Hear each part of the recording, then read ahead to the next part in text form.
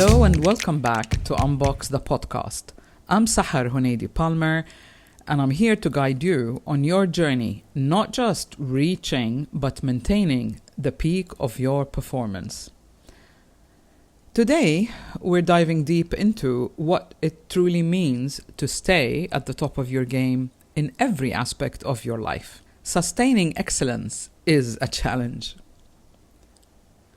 In today's fast-paced world, it's tempting to seek quick fixes for deep-seated challenges. However, true excellence, sustained excellence, requires more than fleeting, quick remedies. It demands self-mastery, which is a commitment to continually growing and adapting.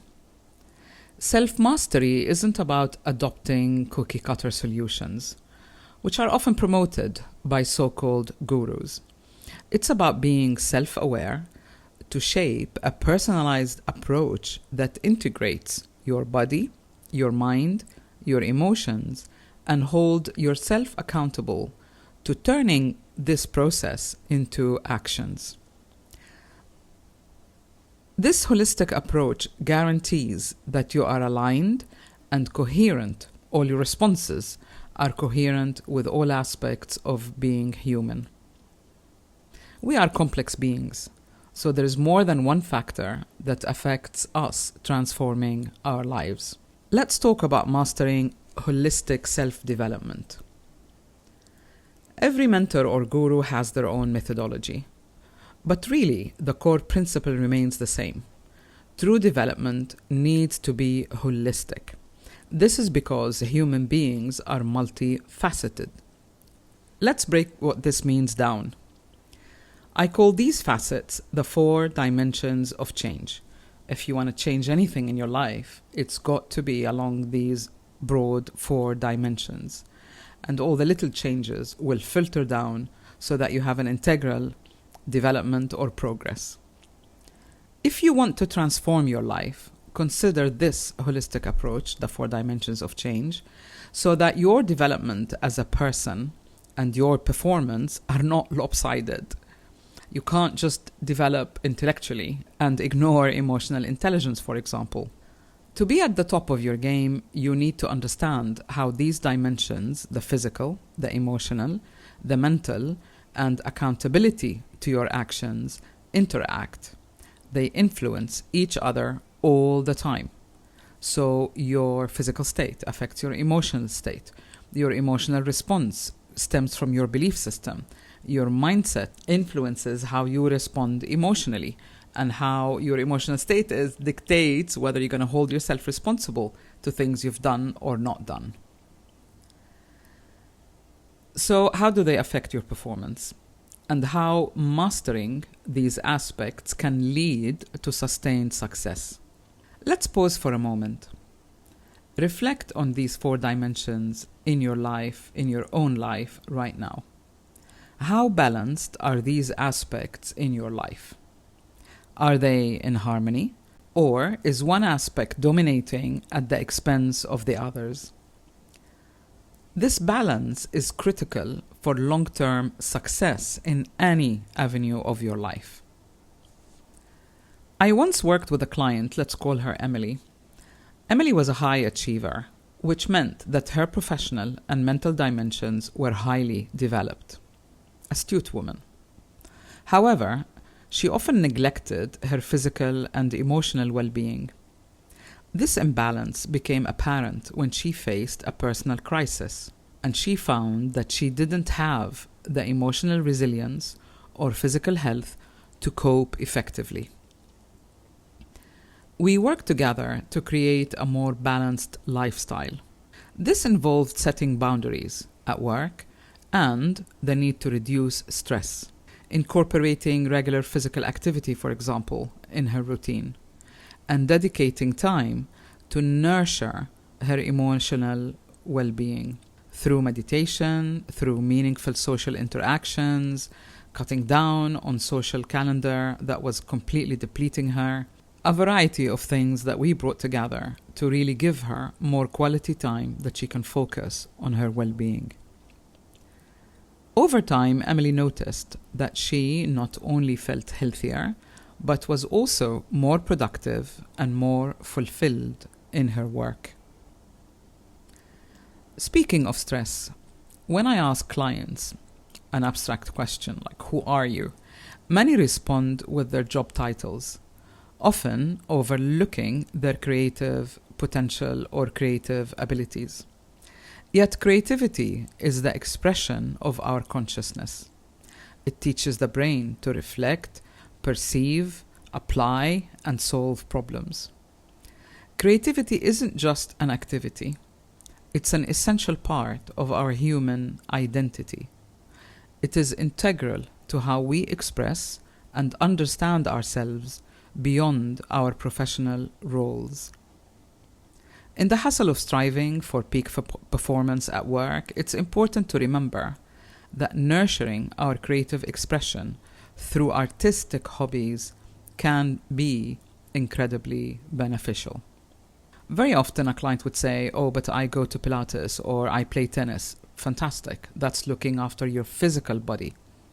But that doesn't allow you the opportunity to be creative, to express who you are at the core of your being.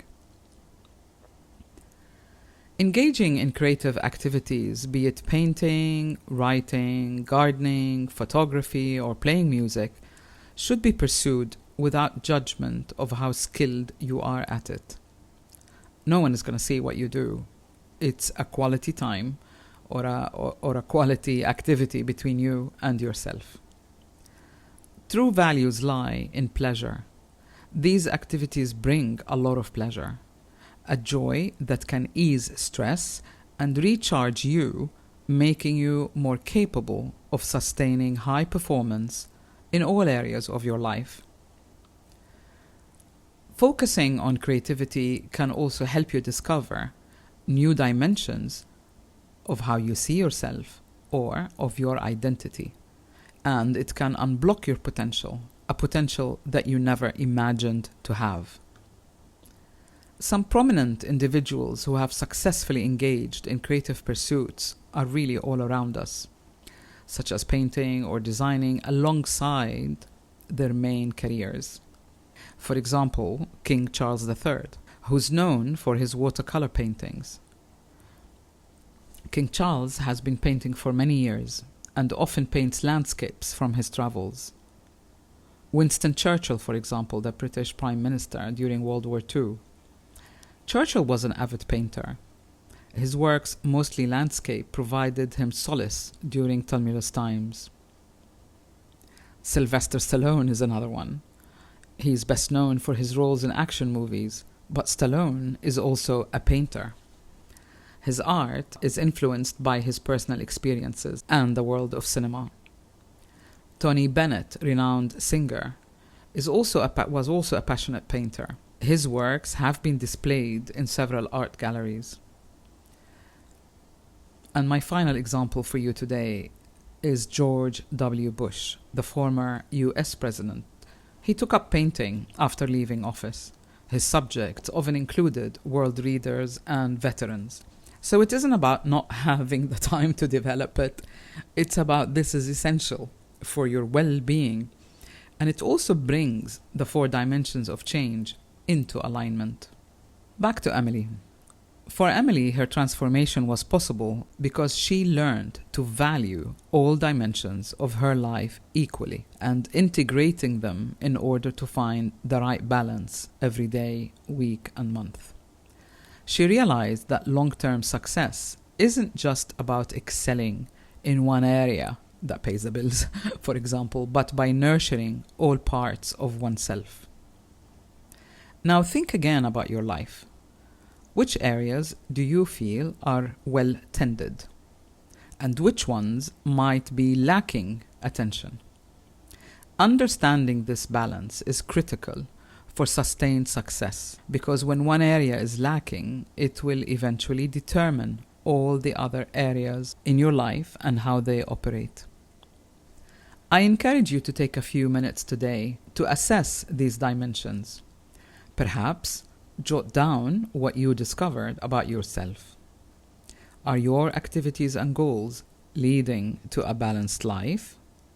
If not, what steps can you take today to bring harmony into these dimensions?